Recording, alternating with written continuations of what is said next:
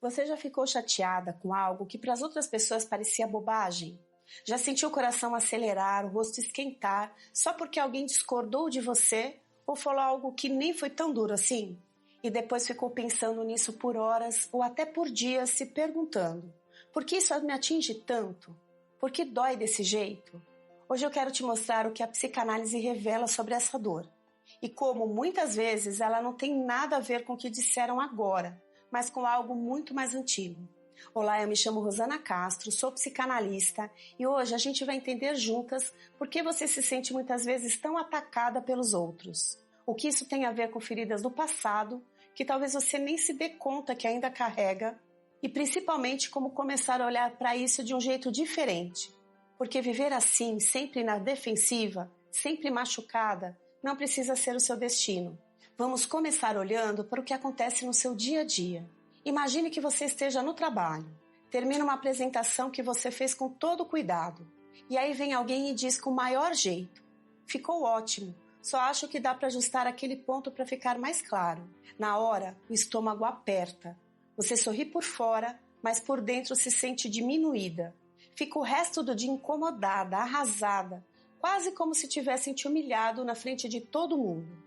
Ou então, em casa, seu parceiro comenta: você poderia ter me avisado antes de marcar isso.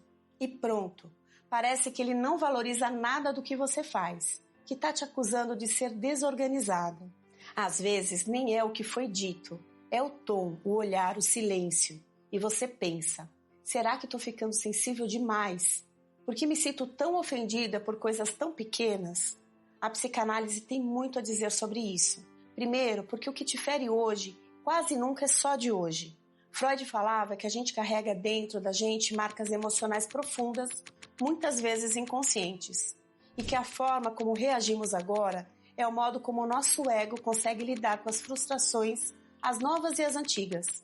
Dependendo do quanto ele esteja fortalecido para lidar com essas frustrações, vamos ter as diferentes maneiras de lidar com situações em que nos sentimos ofendidas. Isso porque nosso ego também nos protege armando o que na psicanálise chamamos de mecanismos de defesa. Um deles é a projeção, quando a gente não consegue lidar com uma dor interna e acaba colocando essa dor no outro. Então, se você já carrega lá dentro um sentimento de não sou bom o bastante, qualquer comentário neutro pode parecer uma confirmação disso. Quer ver um exemplo bem simples de como a projeção atua? Imagina uma colega de trabalho, Ana, que se orgulha de ser muito organizada, mas na verdade vive esquecendo prazos e acumulando tarefas. Um dia, durante uma reunião, outra colega, Carla, comenta: precisamos ter cuidado para não atrasar esse projeto por causa de alguma desorganização. Ana imediatamente sente-se profundamente ofendida.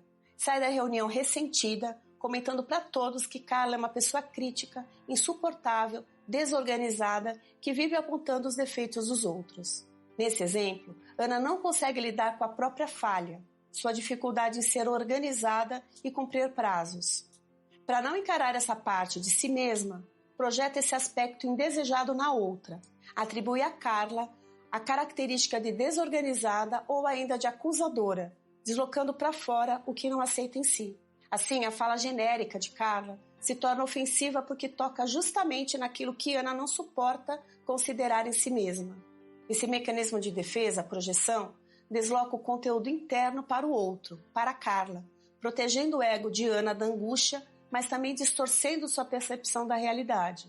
Algo parecido já aconteceu com você? Esse tipo de situação não é tão simples de reconhecer, mas é muito, muito comum. Outro ponto a ser considerado em relação à nossa fragilidade diante do que entendemos como ofensas é a chamada ferida narcísica. Todos nós temos uma imagem idealizada de quem somos ou de quem gostaríamos de ser. Quando alguém toca num ponto que desvia dessa imagem, mesmo sem querer, é como se rasgasse um tecido muito delicado. Por isso, uma simples discordância parece um ataque direto ao seu valor. Melanie Klein falava que nesses momentos, o nosso eu idealizado fica ameaçado e a gente reage tentando proteger essa imagem a qualquer custo.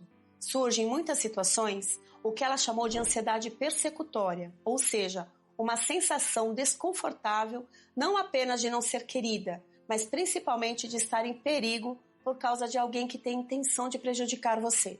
E o Winnicott complementa: se na infância você não teve segurança o suficiente para errar e ser acolhida, se foi muito criticada ou, ao contrário, super protegida, você não aprendeu a lidar com frustrações sem desmoronar. Cresce uma casca tão fina que qualquer toque dói. E sabe o que é mais interessante ou doloroso nisso tudo? É que muitas vezes quem reage hoje não é o adulto que você acredita ser. É a criança ferida que ainda mora aí dentro. Aquela menininha que precisava provar o tempo todo que merecia amor.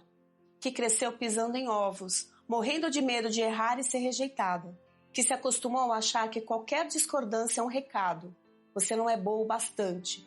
Então hoje, quando alguém faz um comentário inocente, é essa criança que vem para frente do palco. E ela reage do único jeito que aprendeu, com medo, com raiva, ou se encolhendo para não se machucar mais. Por isso, às vezes, você se sente até meio ridícula depois pensando: mas por que eu levei isso tão a sério? Não foi você adulta que levou. Foi aquela parte sua que ainda está esperando por um cuidado que talvez nunca tenha recebido do jeito esperado. Então, se você se reconheceu em tudo isso, respira fundo.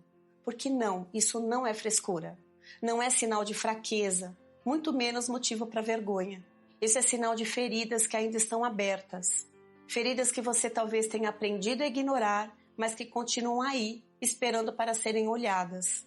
O problema é que enquanto essas dores não são elaboradas, elas ficam te controlando. Fazem você interpretar críticas neutras como ataques. Fazem você reagir com exagero, se fechar ou até sabotar relações que poderiam ser boas. É como viver com a pele em carne viva. Qualquer esbarrão, mesmo sem intenção, sangra. Por isso, entender de onde vem essa sensibilidade não é só curiosidade. É um passo essencial para você parar de sofrer tanto. Tá, mas o que fazer com tudo isso? Como é que você começa a não se sentir tão ferida por tudo? Primeiro, perceba o movimento. Quando algo te machucar, antes de reagir, tente perguntar para si mesma: isso aqui é mesmo sobre o que o outro disse? Ou é sobre algo meu que já doía antes? Esse passo parece simples, mas já cria um espaço, um pequeno intervalo entre o que te feriu e a forma como você vai reagir. Depois, lembre que muitas vezes não é o outro te diminuindo, é você mesma, repetindo dentro de si críticas antigas, talvez até vozes do passado que não têm mais lugar no presente. E por fim, o mais importante, considere procurar ajuda. A psicanálise pode te ajudar a voltar lá onde tudo começou, para curar essa criança ferida, fortalecer seu ego e fazer você se sentir menos ameaçada por pequenas coisas. Não é sobre virar blindada e nunca mais se afetar. É sobre aprender a ser forte o suficiente para não desmoronar por dentro cada vez que o mundo não confirmar quem você gostaria de ser. Então, se esse vídeo falou com alguma parte sua, se te fez lembrar de situações em que você reagiu assim, ou de dores que ainda incomodam, eu te convido a deixar um comentário aqui embaixo. Me conta, em que momentos você mais se sente ferida? Às vezes só escrever já traz um certo alívio. E se você conhece alguém que vive sempre na defensiva, compartilhe esse vídeo. Pode ser o começo de uma conversa importante e até de uma cura.